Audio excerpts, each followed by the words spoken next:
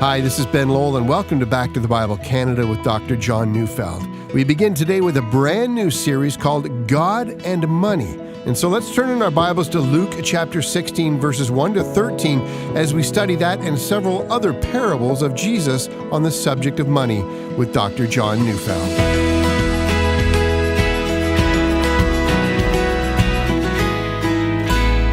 I've decided to take a week to deal with a very important matter. It's a matter of money. I know. Some of you are going to think that this is going to be an attempt to get you to give. And that in just a little while, I'll be promising that anyone who gives to Back to the Bible will get a 100% return on your investment. Now, if that's what you're expecting, I promise you, you're going to be joyously disappointed. See, money is about so much more than giving. Understanding money, what it is, the advantages of money, the inherent dangers in money, how we should view money in general and our own money in particular, all of those things are biblical themes. Not only does following Christ involve our families and our work lives and our interaction with our nation, and things like understanding our own sexuality, and following Christ involves everything. And therefore it naturally follows that following Christ involves our money. But I would be disingenuous if I were to suggest that I was only going to talk about money in some kind of a philosophical way and never talk about giving. See, we spend money and we save money and we squander money, but we also give money. Giving has to be a part of what we talk about when we talk about money. But on the other hand, if all we talk about when we talk about money is giving or contributing to ministry, I fear we may not learn much about money in Christian discipleship. See, I think there's a way to talk about money that can result in ending a divided life. What do I mean by that? A divided life sees money as distinct from discipleship. And so how you use your money is your business and has nothing to do with your faith. So here's the good news. You can come to the point in your life where your life is not divided and you're not a hypocrite. Your money becomes a servant of Christ and is a tool yielded to the gospel of Jesus Christ. And so for this week, we're going to be talking about money. Money is crucial to the spiritual life of a Christian. Our God is a meddlesome God. He demands that we open up our bank account, and he pronounces that all the things over which Jesus is Lord also includes our money. But when we talk about money, I think there are two opposites and extreme views that Christians have held historically on money. Let me explain that. One extreme view has been called the prosperity gospel, or also a part of the word faith theology. Now, people in this camp love to point out that Abraham, the man of faith, was rich. They love verses like Deuteronomy 8, verse 18, which says that it is the Lord who gives us the ability to make wealth, and 2 Corinthians 8, verse 9, which says that through his poverty we become rich. And they combine that with Matthew 7, verses 7 to 11, that anything we ask will be given to us, and Mark 11, 23 to 24, which tells us to speak to the mountain and it will be removed. And so they teach people to speak to the mountain of debt and poverty. See, for these people, having and getting money and becoming rich is a sign of faith in God. God, they say, wants to teach you the principles that will help you to get a lot of money. Now, so much has been said and written to discredit this use of money in the Scriptures. As just one example, speaking to the mountain, passage found in Mark 11, 23 to 24, refers specifically to the Temple Mount. When Jesus says, if anyone says to this mountain, be removed and cast into the sea, he was speaking about the end of sacrifices and offerings in the temple, which his death on the cross would abolish for all times. The mountain that was removed was the Temple Mount. And so it seems to me that tearing passages out of context in order to get them to speak about the mountains of debt in our lives, well, I think that's sheer fantasy, making the Bible say things it simply doesn't say. Now, on the other side of the spectrum are those who denounce money. They quote 1 Timothy 6, which tells that those who want to get rich fall into a snare, that many people wanting to get rich have wandered from the faith, and that we should be content if we have food and clothing. They quote James 5, which condemns the rich for oppressing the poor and pronounces God's judgment on them. They tell of Jesus and the rich young ruler, and the rich man and Lazarus. For them, having more than the basic necessities is a sign that you have no faith, that you no longer trust God to take care of your daily bread. Instead, for them, having financial investments for retirement will make you never ask God for your daily bread, for your daily bread is secured now through worldly means. But this idea that poverty is to be desired over riches has a root system in the ancient desert fathers. These were the people who rebelled against the secularization of the then state-sanctioned church. These were people who founded monastic communities and thought that Christ demanded an aesthetic extremism. And so they spoke of embracing a vow of poverty and celibacy and depriving themselves of all pleasure. Now, even though most of us today can't identify with this extreme view, and yet there are many in the Christian faith who deeply distrust rich Christians. So did you notice?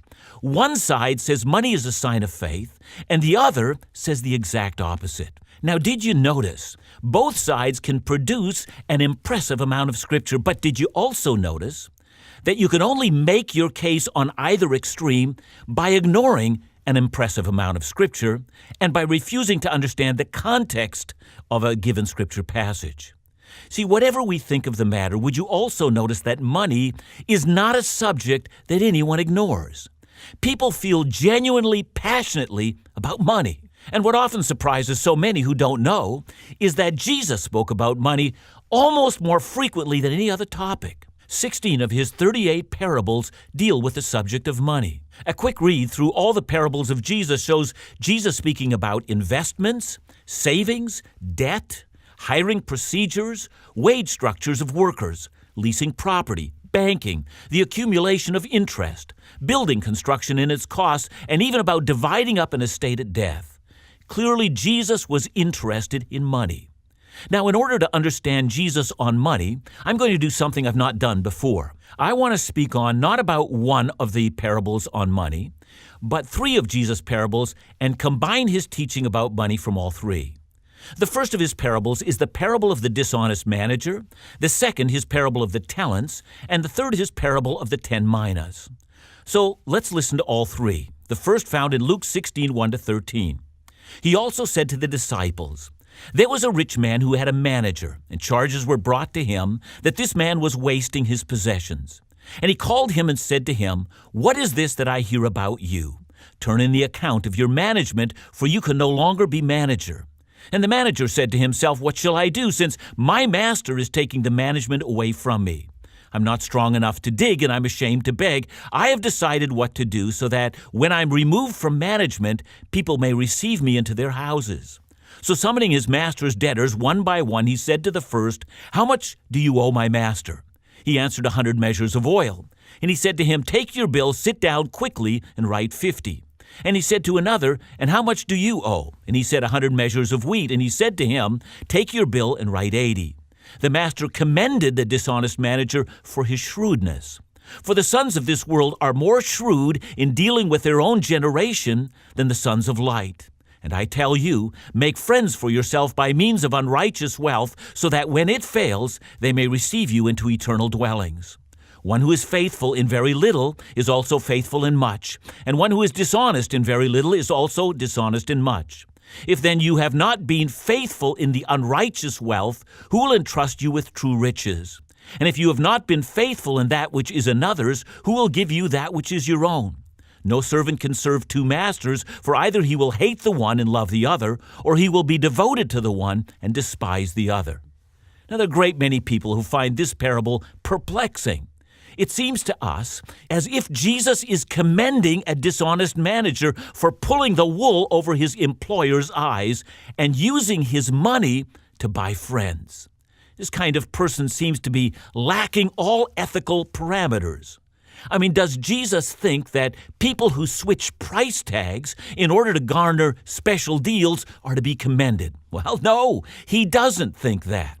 But there are so many questions, and in this series I will answer them. But let's not take our eyes off the key and principal teaching that comes out of this passage. Jesus wants us to know that if we have not been faithful in the handling of money, how will He entrust us those things that are far more precious than money? And here he is speaking about eternal riches. And so there is a connection with how we handle money here in this life on this earth and what we will be entrusted with in the life that is to come.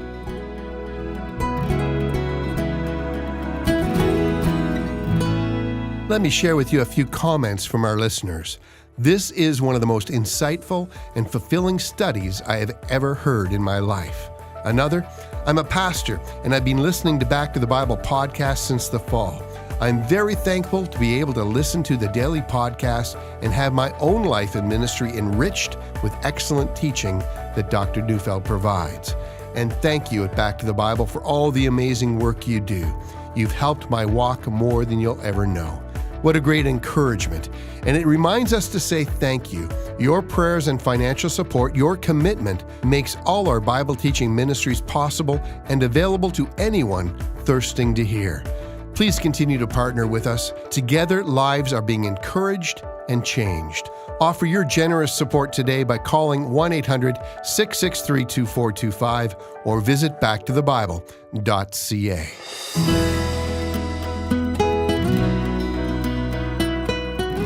I have said that I'm basing many of my remarks on money from 3 parables that Jesus told.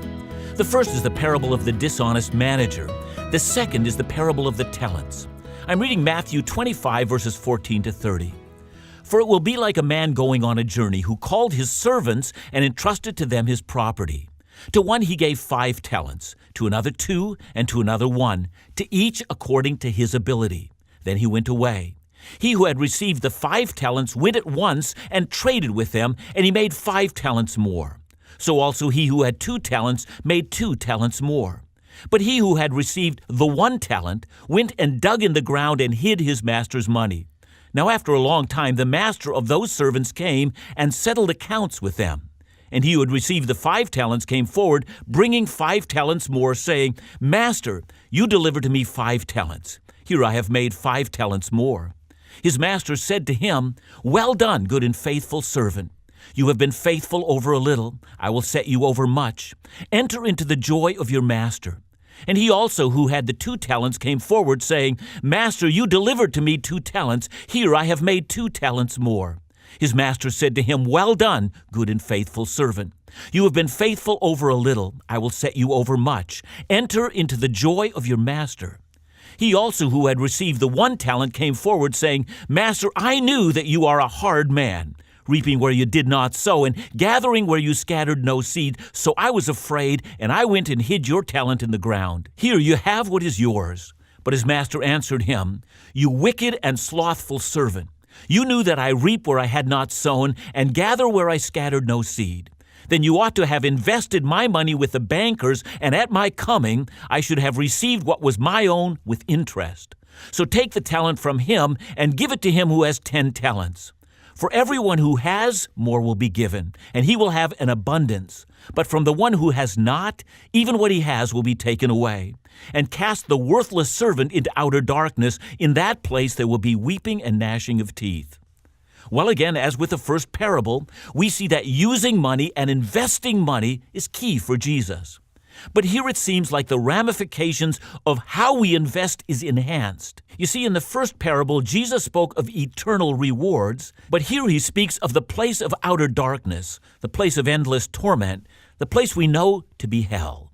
Suddenly the conversation about money is taken to the level where a great eternal crisis is looming over us if we don't learn the lessons about money. Well, we've heard 2 parables, the parable of the dishonest manager and the parable of the talents, and now the third. Let's listen to the parable of the 10 minas found in Luke 19, verses 11 to 27. As they heard these things, he proceeded to tell a parable because he was near to Jerusalem and because they supposed that the kingdom of God was to appear immediately. He said, therefore, a nobleman went into a far country to receive for himself a kingdom and then return. Calling 10 of his servants, he gave them 10 minas and said to them, Engage in business until I come. But his citizens hated him and sent a delegation after him, saying, We do not want this man to reign over us. when he returned, having received the kingdom, he ordered these servants to whom he had given the money to be called to him, that he might know what they had gained by doing business. The first came before him, saying, Lord, your mina has made 10 minas more. And he said to him, Well done, good servant. Because you have been faithful in very little, you shall have authority over 10 cities. And the second came, saying, Lord, your mina has made 5 minas. And he said to him, And you are to be over 5 cities. And another came, saying, Lord, here is your mina, which I kept away in a handkerchief, for I was afraid of you, because you are a severe man. You take what you did not deposit and reap what you did not sow. He said to him, I will condemn you with your own words, you wicked servant. You knew that I was a severe man, taking what I did not deposit and reaping what I did not sow. Why then did you not put my money in the bank, and at my coming I might have collected it with interest? And he said to those who stood by, Take the mina from him and give it to the one who has 10 minas. And they said to him, Lord, he has 10 minas. I tell you, to everyone who has, more will be given. But from the one who has not, even what he has will be taken away. But as for these enemies of mine, who did not want me to reign over them, bring them here and slaughter them before me. Now this third parable, like the other two, is also about investment of money. And this third, the parable of the 10 minas, closely resembles the parable of the talents, except, as is easily seen, in the parable of the 10 minas, each servant has exactly the same amount of money, and in the parable of the talents, each one receives a different amount. But the expectation to use the money in ways that produce a good rate of return is also there. Also, in both parables, there's a day of accounting, followed by horrifying punishment if one is not found to have been producing the rate of return. And so 3 parables, almost totally devoted to the idea of money. It's unfortunate that the parable of the talents, and by the way, a talent is simply a unit of reckoning wealth. It has no actual coin that was called a talent, but a talent equaled about 6,000 drachmas, or to put it in ways that we would understand today, a talent was about 20 years of labor for the average worker. Now, I mention that just so that we won't confuse talents with aptitudes or abilities. This parable is about how we use money. Now, today and tomorrow, from these 3 parables, very similar and yet very different, outstanding features are found. I want to talk about what Jesus says to us about money. I want to discuss 10 principles from Jesus about money. I will deal with one of them today, and 9 of them we're going to deal with tomorrow. And so here's principle number 1. All 3 of these parables teach us that God is the owner of all wealth, all money. See, if you miss that, then nothing that I say this entire week even remotely matters. And until we acknowledge this deeply in our hearts, deeply and willingly and joyfully acknowledge this, I fear we'll never learn even the most basic things about money. Now notice that in the parable of the dishonest manager, God is the rich man. In the parable of the talents, he's the property owner who's on a journey and is coming back. In the parable of the minas, he's the nobleman with vast resources who will inherit a kingdom. And that fits well with what the entire Bible says about God's ownership of all things. Deuteronomy 10 verse 14, Behold, to the Lord your God belong heaven and the heaven of heavens, the earth with all that is in it. 1 Chronicles 29 verse 11, Yours, O Lord, is the greatness and the power and the glory and the victory and the majesty. For all that is in the heavens and in the earth is yours. And in Job 41 verse 11, Who has first given to me that I should repay him? Whatever is under the whole heaven is mine. Well, I could go on and on, but remember this. Money, that is the paper that's in your wallet and the stuff that you keep in the bank and in other investments. And the electronic variety, whatever you swipe your card, and the stuff that you spend or that you keep, all of that has no intrinsic value. Its only value is that it represents real commodities that are a part of God's creation.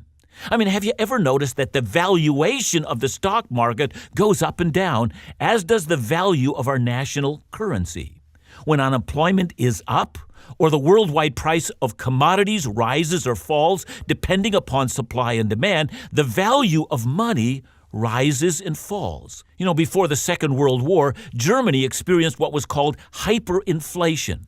Overnight, Karl Bonhoeffer, head of psychiatry at the University of Berlin, took all his lifetime of savings and bought a bottle of wine and a cluster of grapes, and with that, all was gone.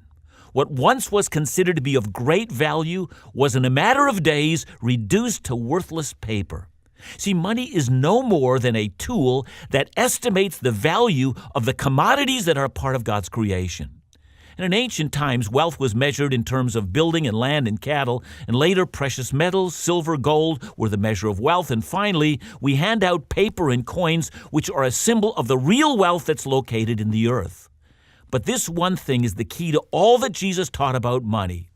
God has never relinquished his ownership to anything. You may have a paper bill in your hand, but that piece of paper represents something in the earth that belongs to God. You have nothing, never will. God owns everything because he created everything, it's his. And so if the great God who owns even your life has demands on how his wealth is to be used, who will call God to an account? The earth is his and not yours.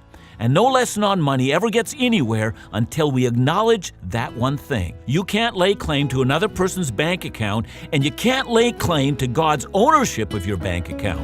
Only when we see that will we understand how we should get on with money.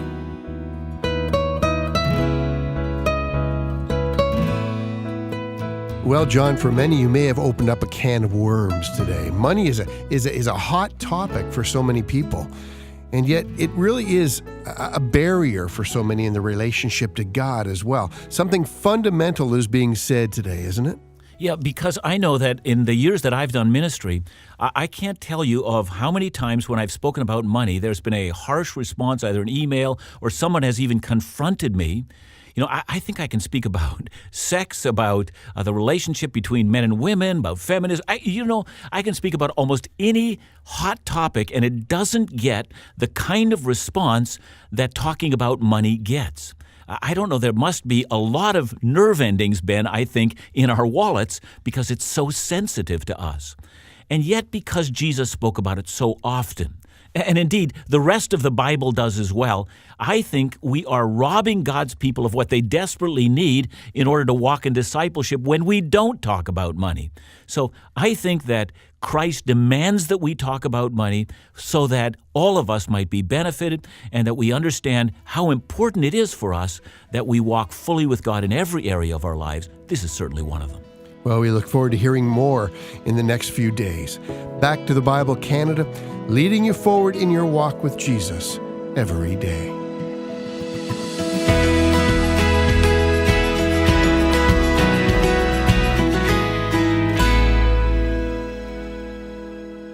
Beginning March 6th, we'll be introducing a new, exciting video-based ministry program called Truth and Life Today. Truth and Life Today is a new venture designed to give Dr. Neufeld the opportunity to speak directly to the many Bible and Christian life questions we receive from our listeners every day. Now you'll get the chance to hear and see Dr. Neufeld answer your questions. Truth and Life Today will be released every Monday at truthandlifetoday.com. There you'll also have the opportunity to send in your questions to Dr. Neufeld for a future episode. So make sure to join us every Monday or check out any of our previously broadcast episodes at any time, all at truthandlifetoday.com. And to receive more information about all the Bible teaching resources, events, and activities taking place for Back to the Bible Canada, laugh again and in doubt, call us at 1-800-663-2425 or visit backtothebible.ca.